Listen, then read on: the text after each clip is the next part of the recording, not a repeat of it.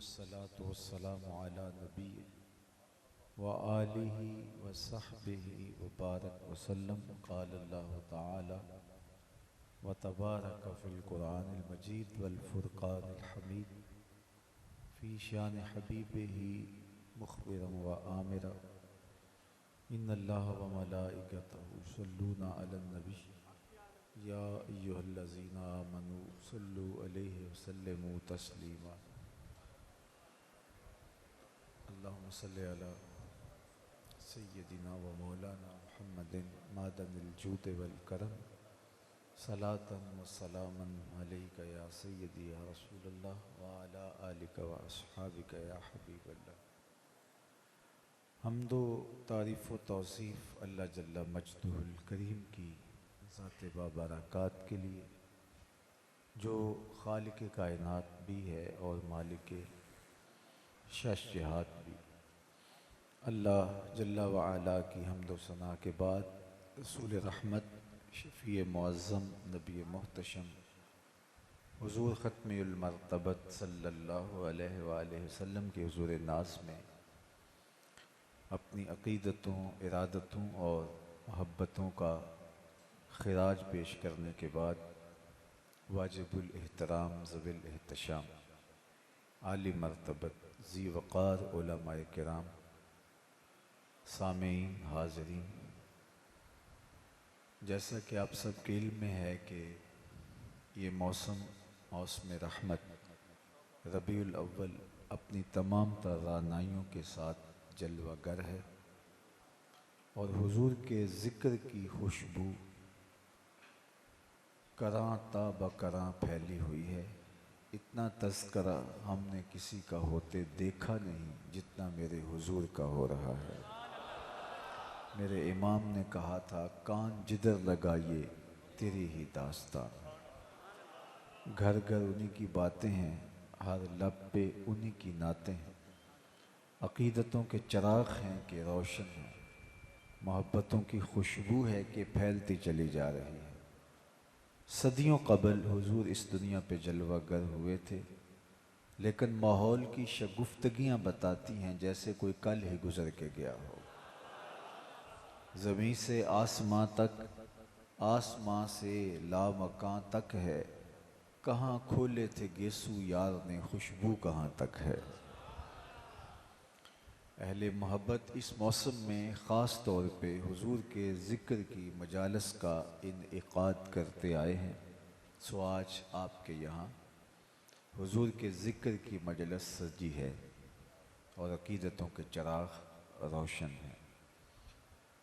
آپ کے شہر میں ایک مرتبہ پہلے بھی اسی مسجد میں حاضر ہوا تھا اور گفتگو کی سعادت نصیب ہوئی تھی، اور اس کے بعد عالی مرتبت علماء کرام، ہمارے دوست اور بہت سارے لوگوں نے مجھے کہا، مصروفیات آڑے آئیں تو حاضر نہ ہو پایا، اور خیال تھا کہ انشاءاللہ سب سے کہا تھا کہ اللہ نے چاہا تو ضرور کبھی حاضری ہوگی.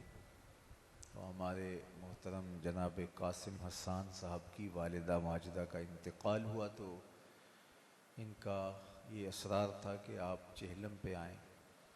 تو میں نے کہا ضرور انشاءاللہ میں جب بھی فیصل آباد آیا تو ساتھ جڑا والا میں ضرور حاضری ہوگی. تو جو کرونا اور دیگر حالات تھے تو کافی تاخیر ہو گئی، لیکن شکر ہے کہ ربیع الاول کا مہینہ نصیب ہوا اور آج میں اور آپ یہاں جمع ہیں حضور کے ذکر اور حضور کی یادوں کے چراغ روشن کرنے کے لیے اور اپنی عقیدتوں کا نیاز پیش کرنے کے لیے، اور ساتھ ہی اختتام پر عزیزم کی والدہ کے لیے مغفرت کی دعائیں، التجائیں اور تمنائیں لیے بارگاہ عزتی میں حاضر ہوں گے. اللہ مرحومہ کو کروٹ کروٹ جنت کی بہاریں نصیب فرمائے.